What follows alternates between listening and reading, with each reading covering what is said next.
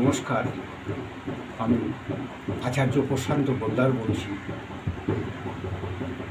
কম বেশি আপনাদের কাছে আমি একটু ভিডিও ছাড়ি, কারণ আমি পৃথিবীতে জন্মগ্রহণ করেছি মানুষের সেবা করার জন্য। এটাই প্রত্যেক মানুষের হওয়া উচিত।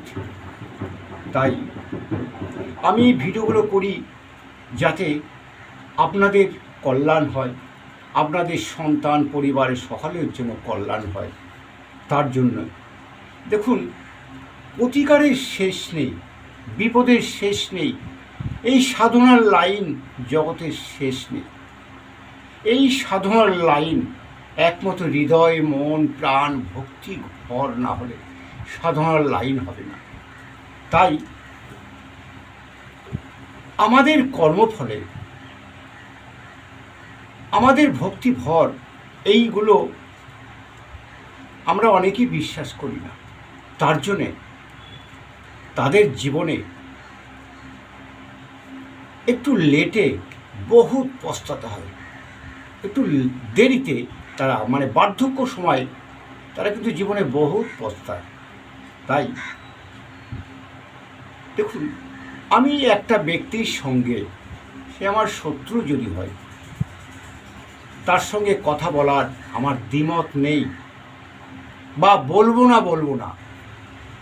সে যদি ভুল অন্যায় করে সে যদি আমার সঙ্গে কথা বলার চেষ্টা করে, অবশ্যই আমি বলবো। কারণ আমার শত্রু হলো এইটা প্রত্যেক ব্যক্তি মানুষের ধারণা করে দিতে হবে। আর আমি যে মায়ের সাধনা করছি, মায়ের সঙ্গে সন্তানের যদি মিল, মহব্বত, ভালোবাসা, প্রেম নিবেদন না থাকে, তাহলে মায়ের দর্শন হবে না।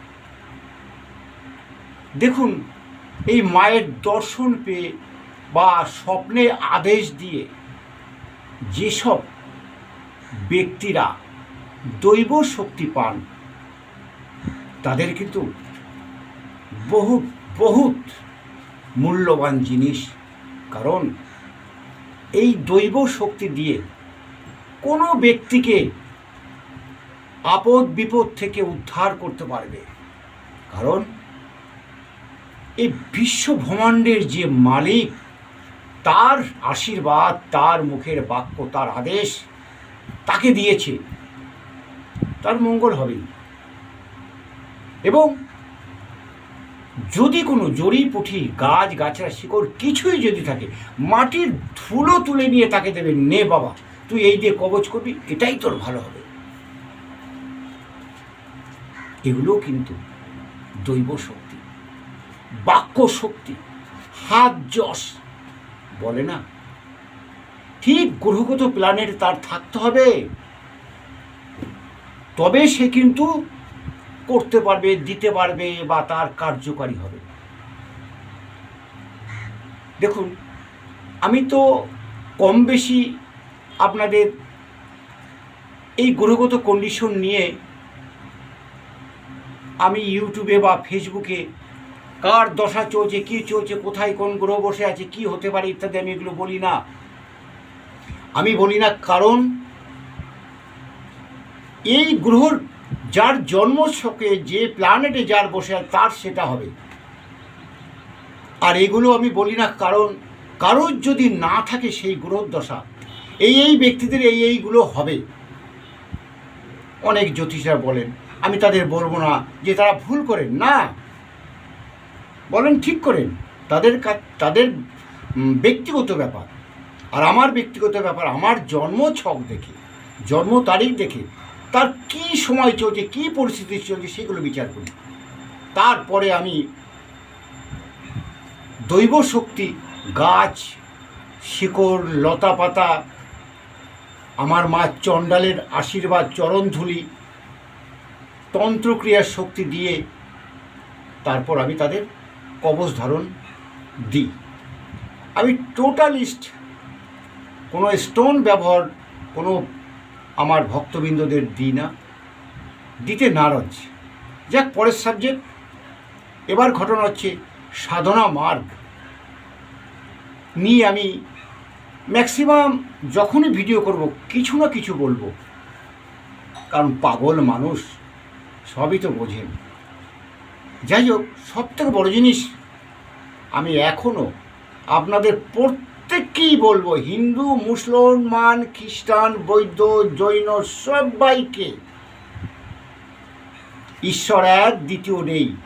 আমরা কোনো ভক্তরা যে রূপে তাকে স্মরণ করে মন প্রাণ দিয়ে একটা চোখের এই দিব্য শক্তি দিয়ে একটা ছবি আঁকলাম, সেই আমার মা, সেই আমার পিতা, সেই আমার গুরুদেব, যে যেটা করেন সেটা তার কাছে সাধনায় সে পারদর্শী হলে তার কাছে স্বয়ং সে সেই রূপে দেখা দেয়। এটা হচ্ছে তার মন থেকে চাইছে যে তুমি আমার কাছে এই রূপে আমার কাছে এসো, আমাকে ভয় আতঙ্ক দিও না, আমি এই রূপটাই পছন্দ করি, আমি এই রূপেই তোমায় ভক্তি, শ্রদ্ধা, প্রেম, ভালোবাসা জানাবো, তাই সেই রূপেই আসে। এও একটা পাওয়ার শক্তি, কারণ কথাটা আছে, ঈশ্বর এক, দ্বিতীয় নেই, দ্বিতীয় নাস্তিক নেই, তাই ঈশ্বর একটাই। যে যেমন ব্যক্তি, যার যেমন সাধনার বল, যার যেমন সাধনার মার্গ, তেমনি সে অর্জন করবে। আমি একটা সাধনা করে হয়তো কিছু পেয়েছি, আমি মা চণ্ডালকেই পেয়েছি। দেখুন, আমি মা চণ্ডালকে পেয়েছি বলে আমি আনন্দ হয়ে গেলাম, আমি মা চণ্ডাল পেয়েছি, আমার আর কিচ্ছু দরকার নেই। না, ভুল ধারণা। মা চণ্ডালেরও মা রয়েছে, তাকে স্মরণ করুন। মা চণ্ডালকে তো পেয়েছেন, মা চণ্ডালের একটা শক্তি আপনার কাছে আছে। মা চণ্ডালের মায়ের কাছে গিয়ে সেই সাধনা করলো, তারপর আর একটা শক্তি পাওয়া যায়। তাই এই শক্তি বাড়তে বাড়তে মানুষ একটা স্তরে যায়, সেই স্তরে গিয়ে তারা চট করে এই জীবন, এই দেহ চট করে ইচ্ছা না হলে তারা ছাড়তে পারে না। মানে বাক্য, আমি মন থেকে আমি দেহ ছেড়ে দিলাম, মানে তখন আমি মরে গেলাম। 200-400 বছরও বেঁচে থাকতে পারে এই সাধনার মার্গে একমাত্র। কোনো রোগ শোক তাও নির্মূল হয়ে যাবে। কোনো ব্যাধি, কোনো রোগী, সে যদি সাধনা করতে করতে মায়ের আশীর্বাদ, মায়ের কোনো দৈব শক্তি, তার দর্শনও যদি পায়, তার শরীরে কোনো রোগ বালাই থাকবে না, যত বড় রোগ হোক। সাধনার মার্গ কি বোঝানো যাবে না। তাই আমি এখনো আপনাদের বলবো, কিছু না হলে সারাদিন অন্তত এই দুটো চোখ বন্ধ করে, এই ত্রিনয়নী যে চোখ, এই চোখ দিয়ে 2-4 মিনিট আপনারা কোনো ইষ্ট দেবতার নাম স্মরণ করুন, তাকে মন প্রাণ দিয়ে এই হৃদয় থেকে ভালোবাসুন।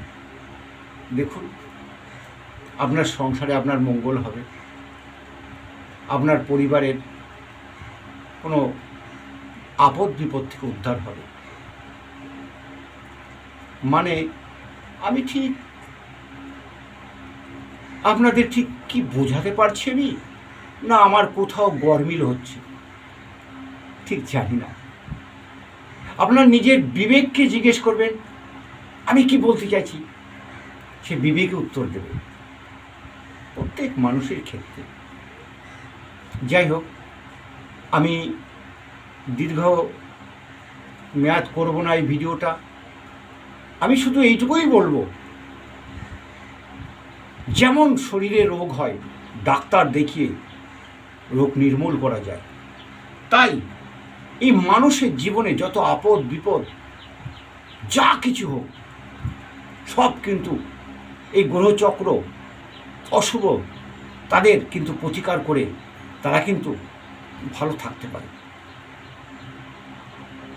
এটা 100%। কিন্তু জানতে হবে,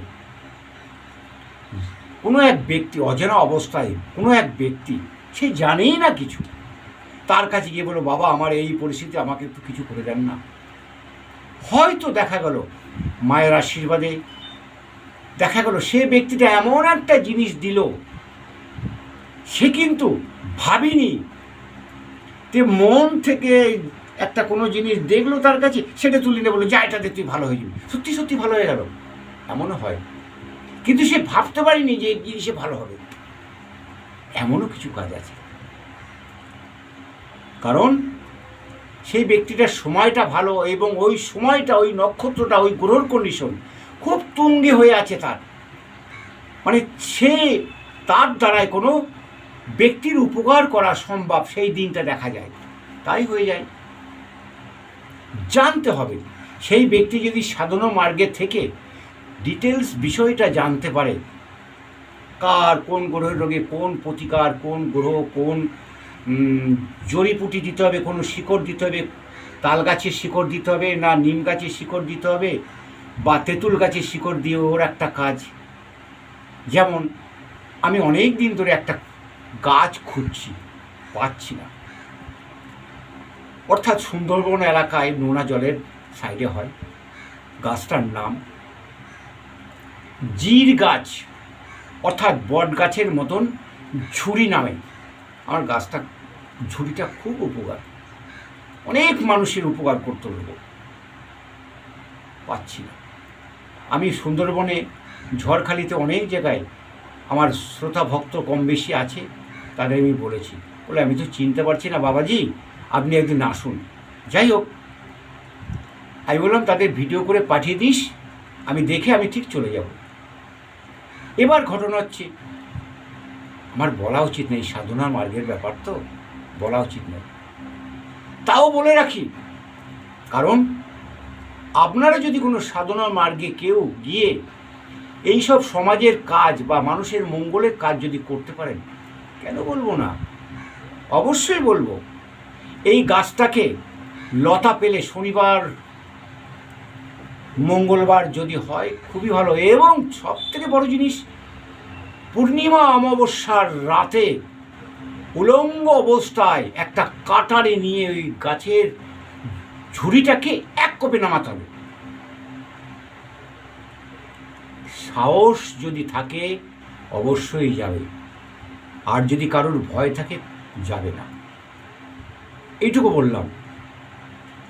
কারণ ওখানে কিন্তু একটু সেদিন কিন্তু ওই গাছের রূপ নেবে, বিশ্বাস করবে না অনেকে, অনেকে বিশ্বাস করবে। যাই হোক, সেটা তোমার ব্যক্তিগত ব্যাপার, বিশ্বাস করবি কি না। এইসব ক্রিয়াকর্ম দিয়ে মানুষের সেবা করা হয়, মানুষের কাজ করা হয়। যাই হোক, আমি আর বেশি বলবো না, বলে তাও অনেকটা বলে ফেললাম, কারণ শিক্ষার শেষ নেই, চিন্তা ভাবনার শেষ নেই, জ্ঞানের এই মায়ের দর্শন পাওয়ার জন্য সাধনার মার কোনো শেষ নেই। তাই বলতে বলতে আমি অনেকটা এগিয়ে বলে ফেললাম। এবার ঘটনা হচ্ছে, আমি